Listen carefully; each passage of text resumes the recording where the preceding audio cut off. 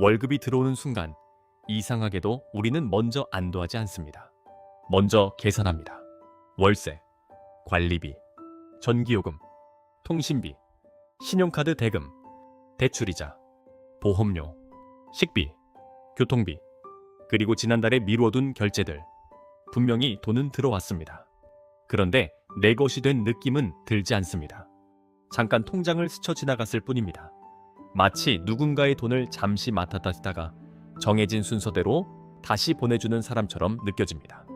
월급날은 기뻐야 합니다. 한 달 동안 버틴 대가가 들어오는 날이니까요. 하지만 요즘 많은 사람에게 월급날은 축제가 아닙니다. 정산일에 가깝습니다. 내가 지난 한 달을 얼마나 버텼는지 확인하는 날, 그리고 다음 한 달도 버틸 수 있는지 다시 계산하는 날. 누가 훔쳐간 것도 아닙니다. 누가 강제로 빼앗은 것도 아닙니다. 내가 계약했고, 내가 썼고, 내가 선택한 돈입니다. 그런데 매달 같은 감정이 남습니다. 나는 계속 일하고 있는데 왜 삶은 가벼워지지 않을까? 나는 멈춘 적이 없는데 왜 계속 밀리는 기분일까? 왜 빚과 인플레이션은 우리를 놓아주지 않을까? 오늘 이야기는 경제 강의가 아닙니다. 돈의 역사를 외우자는 이야기도 아닙니다. 이건 월급이 들어와도 안심하지 못하는 마음에 관한 이야기입니다. 카드값을 갚아도 끝난 느낌이 들지 않는 삶에 관한 이야기입니다. 쉬고 싶어도 쉬는 순간 뒤처질 것 같은 현대인의 조용한 공포에 관한 이야기입니다. 우리는 돈을 숫자라고 생각합니다. 통장에 찍힌 숫자, 카드 앱에 뜨는 숫자, 월급 명세서에 적힌 숫자. 하지만 돈은 단순한 숫자가 아닙니다. 돈은 믿음입니다. 우리는 그 숫자가 내일도 같이 있을 거라고 믿습니다. 그 숫자로 밥을 살 수 있고, 집세를 낼 수 있고, 병원비를 낼 수 있고, 누군가의 노동과 시간을 살 수 있다고 믿습니다. 돈은 사회 전체가 함께 유지하는 약속입니다. 그런데 이 약속은 가만히 서 있지 않습니다. 계속 누군가의 노동을 요구합니다. 누군가는 일해야 합니다. 누군가는 소비해야 합니다. 누군가는 빌려야 합니다. 누군가는 갚아야 합니다. 누군가는 투자해야 합니다. 그래야 통장 속 숫자는 계속 의미를 가집니다. 돈은 조용해 보이지만 그 뒤에는 항상 사람이 달리고 있습니다. 그래서 현대 사회에서 돈을 이해하려면 빚을 봐야 합니다. 우리는 빚을 싫어합니다. 이제 싫어합니다. 당연합니다. 빚은 부담이고 불안이고 사람을 작게 만듭니다. 하지만 이상하게도 이 사회는 빚 없이는 잘 움직이지 못합니다. 가게를 열려면 먼저 돈이 필요합니다. 집을 사려면 먼저 돈이 필요합니다. 회사를 키우려면 먼저 돈이 필요합니다. 도로를 만들고 지하철을 깔고 공장을 세우고 병원을 짓는 일도 마찬가지입니다. 모든 돈이 완전히 모일 때까지 기다린다면 사회는 너무 느리게 움직입니다. 그래서 빚은 미래를 현재로 당겨옵니다. 아직 벌지 않은 돈, 아직 만들어지지 않은 가치, 아직 도착하지 않은 내일의 노동, 그것을 오늘로 끌어와서 쓰게 해줍니다. 이 관점에서 보면 빚은 단순한 악이 아닙니다. 빚은 공장을 만들었습니다. 일자리를 만들었습니다. 도시를 확장했습니다. 기술을 앞당겼습니다. 시스템의 입장에서 빚은 엔진입니다. 하지만 개인의 삶 안으로 들어오면 그 엔진은 다른 얼굴을 가집니다. 기업에게 빚은 확장일 수 있습니다. 국가에게 빚은 인프라일 수 있습니다. 하지만 평범한 사람에게 빚은 종종 미래를 미리 저당 잡히는 일입니다. 아직 받지 않은 월급, 아직 살아보지 않은 시간, 아직 도착하지 않은 나의 노동이 이미 계약서 안에 들어갑니다. 은행의 것, 카드사의 것, 집주인의 것, 대출 상환표의 것, 자동이체 날짜의 것. 빚은 오늘의 삶을 가능하게 해줍니다.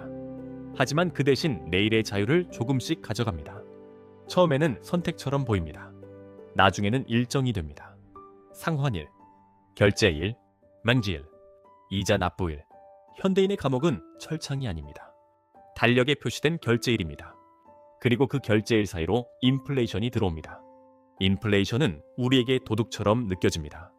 작년에 1만 원으로 살 수 있던 것이 올해는 1만 2천 원이 됩니다. 장을 조금 본 것 같은데 계산대 앞에서는 늘 생각보다 많이 나옵니다. 월세는 올라있고 관리비도 올라있고 외식비도 올라있고 대출이자도 무겁습니다. 같은 월급을 받는데 살 수 있는 것은 줄어듭니다. 그래서 사람들은 말합니다. 월급만 빼고 다 오른다. 이 말은 농담처럼 들리지만 사실은 아주 차가운 현실입니다. 인플레이션의 무서움은 가격만 올리는 데 있지 않습니다. 어제와 같은 삶을 유지하기 위해 오늘 더 많이 버텨야 한다는 데 있습니다. 예전과 같은 식사를 하기 위해 더 많은 돈이 필요합니다. 예전과 같은 집에 살기 위해 더 많은 돈이 필요합니다. 예전과 같은 불안을 막기 위해 더 많은 노동이 필요합니다. 삶이 나아지기 위해 달리는 것이 아닙니다. 뒤로 밀리지 않기 위해 달리는 것입니다. 이 차이가 사람을 지치게 합니다. 앞으로 가는 달리기와 떨어지지 않으려고 버티는 달리기는 전혀 다릅니다. 그리고 어느 순간부터 우리는 묻기 시작합니다. 나는 정말 가난해진 걸까? 아니면 세상이 나보다 더 빨리 비싸진 걸까? 문제는 인플레이션이 모두에게 같은 얼굴로 오지 않는다는 점입니다. 누군가에게 인플레이션은 자산 가격 상승입니다. 집값이 오르는 소식입니다. 주식과 부동산의 숫자가 커지는 일입니다. 하지만 다른 누군가에게는 그것이 장바구니입니다. 월세입니다. 관리비입니다. 이자입니다. 카드값입니다. 같은 현상을 두고 사람들은 전혀 다른 삶을 삽니다. 자산을 가진 사람은 말합니다. 내 자산이 올랐다. 자산이 없는 사람은 말합니다. 내 삶이 비싸졌다. 둘은 같은 나라에 살고 있습니다. 하지만 같은 현실을 살고 있지는 않습니다.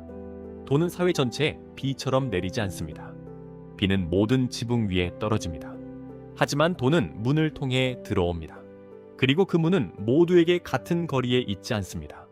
은행에 가까운 사람, 큰 기업에 가까운 사람, 자산을 담보로 가진 사람, 신용이 높은 사람, 이미 부동산과 주식시장 안에 들어가 있는 사람, 그들은 돈을 먼저 만납니다. 더 낮은 이자로 빌리고 더 빨리 움직이고 가격이 완전히 오르기 전에 자산을 살 수 있습니다. 집을 사고 땅을 사고 주식을 사고 회사를 확장합니다. 그리고 시간이 지나면 가격이 올라갑니다. 그때 평범한 사람은 돈을 만납니다.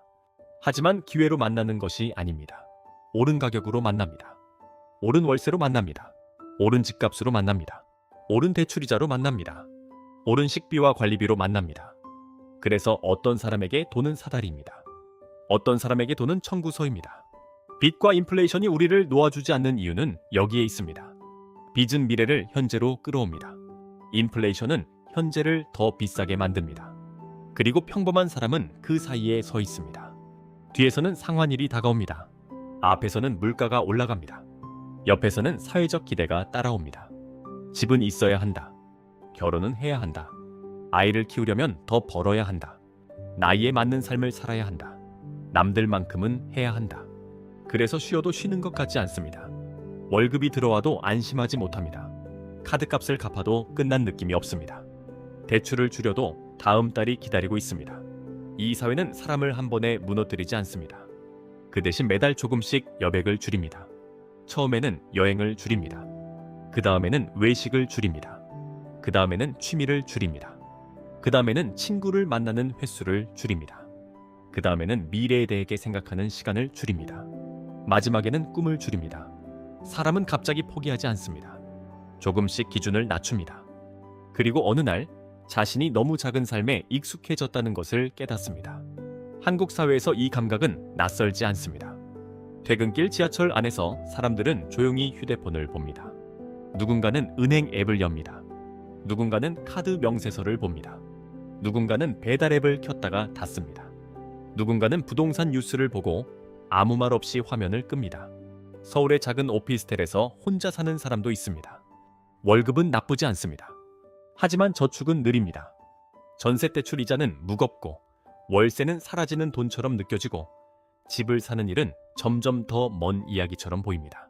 자영업자는 밤늦게 가게 문을 닫습니다. 오늘 매출이 완전히 나쁜 것은 아니었습니다. 하지만 임대료, 인건비, 재료비, 수수료, 대출이자를 빼고 나면 남는 것은 많지 않습니다. 망하지는 않았습니다. 하지만 나아지고 있다는 느낌도 없습니다. 어떤 젊은 부부는 아이를 미룹니다. 사랑이 부족해서가 아닙니다. 계산이 무서워서입니다. 집, 교육비, 병원비, 돌봄, 시간, 커리어 하나씩 계산하다 보면 삶은 축복이 아니라 리스크처럼 보입니다. 그래서 많은 사람은 자신을 가난하다고 말하지 않습니다. 그냥 이렇게 말합니다. 이번 달은 좀 빠듯해. 뛰어야 요즘만 조금 힘들어. 나중에 생각하자.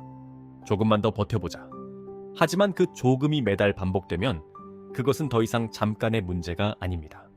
그것은 삶의 구조가 됩니다. 진짜 무서운 것은 겉으로는 아무 일도 없어 보인다는 점입니다. 사람들은 출근합니다. 밥을 먹습니다. 카페에 갑니다. 가끔 웃고 메시지를 보내고 생일을 챙깁니다. 하지만 마음 한쪽에는 항상 작은 계산기가 켜져 있습니다. 이번 달은 괜찮을까? 다음 달은 버틸 수 있을까? 이자가 더 오르면 어떻게 하지? 계약이 끝나면 어디로 가야 하지? 회사에서 밀려나면 얼마나 버틸 수 있을까? 몸이 힘든 것만이 피로가 아닙니다.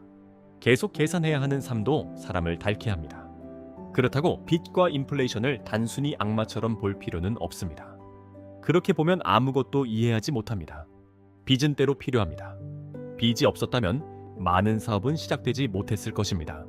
많은 집과 도로와 병원과 기술도 훨씬 늦게 나타났을 것입니다. 인플레이션도 완전히 사라진다고 해서 무조건 좋은 것은 아닙니다. 모두가 소비를 미루고 기업이 투자를 멈추고 일자리가 줄어드는 세상도 또 다른 고통입니다. 문제는 도구 자체가 아닙니다. 문제는 그 도구가 누구에게 먼저 도움이 되고 누구에게 나중에 비용으로 돌아오느냐입니다. 빚이 능력을 만들면 그것은 도구입니다. 빚이 체면을 유지하기 위해 생기면 그것은 족쇄입니다. 인플레이션이 임금과 함께 움직이면 그것은 경제의 열기일 수 있습니다. 하지만 자산 가격과 생활비는 오르는데 노동자의 월급만 뒤에 남겨진다면 그것은 압박입니다. 결국 핵심은 하나입니다. 돈이 어디로 흐르느냐? 누가 먼저 받느냐? 누가 마지막에 비용을 치르느냐? 같은 돈의 흐름도 누군가에게는 기회입니다. 누군가에게는 압박입니다. 같은 대출도 누군가에게는 확장입니다. 누군가에게는 생존 연장입니다. 같은 인플레이션도 누군가에게는 자산 상승입니다. 누군가에게는 장바구니 앞에 침묵입니다. 그렇다면 평범한 사람은 무엇을 할 수 있을까요? 우리가 금리를 마음대로 정할 수는 없습니다. 중앙은행을 움직일 수도 없습니다. 부동산 시장을 혼자 바꿀 수도 없습니다. 세계 경제의 방향을 통제할 수도 없습니다. 하지만 적어도 하나는 할 수 있습니다. 내가 어떤 구조 안에서 달리고 있는지 볼 수 있습니다. 구조를 보지 못하는 사람은 자신의 피로를 전부 개인의 실패로 해석합니다. 내가 게을러서 그런가? 내가 부족해서 그런가? 내가 남들보다 못해서 그런가? 하지만 구조를 보는 사람은 질문을 바꿉니다. 내 돈은 어디로 흘러가고 있는가? 내 미래의 수입은 이미 얼마나 묶여 있는가? 내가 가진 빚은 능력을 만드는 빚인가? 아니면 불안을 가리는 빚인가? 수입이 늘어날 때마다 자유도 늘어나고 있는가? 아니면 고정비만 커지고 있는가? 나는 돈을 벌고 있는가? 아니면 더 큰 결제일을 만들고 있는가? 소득과 자유는 같은 말이 아닙니다. 월급이 높아졌다고 해서 반드시 자유로워지는 것은 아닙니다. 수입이 늘어난 만큼 더 큰 집, 더 비싼 차, 더 많은 할부, 더 높은 고정비가 따라온다면 삶은 더 좋아 보일 수는 있어도 더 자유롭지는 않습니다. 비도 구분해야 합니다. 어떤 빚은 능력을 만듭니다. 기술, 교육, 생산성, 장기적인 자산을 만들 수 있습니다. 하지만 어떤 빚은 단지 남들에게 뒤처지지 않는 것처럼 보이기 위해 생깁니다. 그 빚은 조용히 미래를 먹습니다. 현금만 붙잡고 있는 것도 완전한 안전은 아닙니다. 비상금은 필요합니다. 현금도 필요합니다. 하지만 돈이 어떻게 움직이는지 모른 채 열심히 저축만 하면 안전하다고 믿는 것도 위험합니다. 이 말은 무조건 투자하라는 뜻이 아닙니다. 돈이 멈춰 있을 때 어떤 일이 생기는지 알아야 한다는 뜻입니다. 자산과 노동 사이에서 어떤 차이가 벌어지는지 봐야 한다는 뜻입니다. 그리고 가장 중요한 것은 멈출 수 있는 능력을 조금이라도 남겨두는 일입니다. 사회는 계속 말합니다. 더 벌어야 한다. 더 빨리 사야 한다. 더 늦기 전에 결정해야 한다. 남들만큼은 해야 한다. 하지만 모든 욕망을 할부로 바꾸는 순간 오늘의 기분은 좋아질 수 있어도 내일의 선택지는 줄어듭니다. 진짜 자유는 항상 더 많이 사는 데서 오지 않습니다. 가끔은 사지 않을 수 있는 힘에서 옵니다. 가끔은 남들이 당연하다고 말하는 생활 수준을 거절할 수 있는 힘에서 옵니다. 가끔은 내 미래의 노동을 오늘의 불안에 너무 쉽게 팔지 않는 힘에서 옵니다. 빚과 인플레이션은 쉽게 사라지지 않을 것입니다. 우리가 원하는 만큼 우리를 놓아주지도 않을 것입니다. 현대 사회는 멈추지 않는 약속 위에 서 있습니다. 누군가는 빌리고, 누군가는 갚고, 누군가는 투자하고, 누군가는 소비하고, 누군가는 더 높은 가격을 받아들입니다. 그렇게 이 시스템은 계속 움직입니다. 하지만 우리가 반드시 같은 방식으로 끌려갈 필요는 없습니다. 적어도 우리는 알아야 합니다.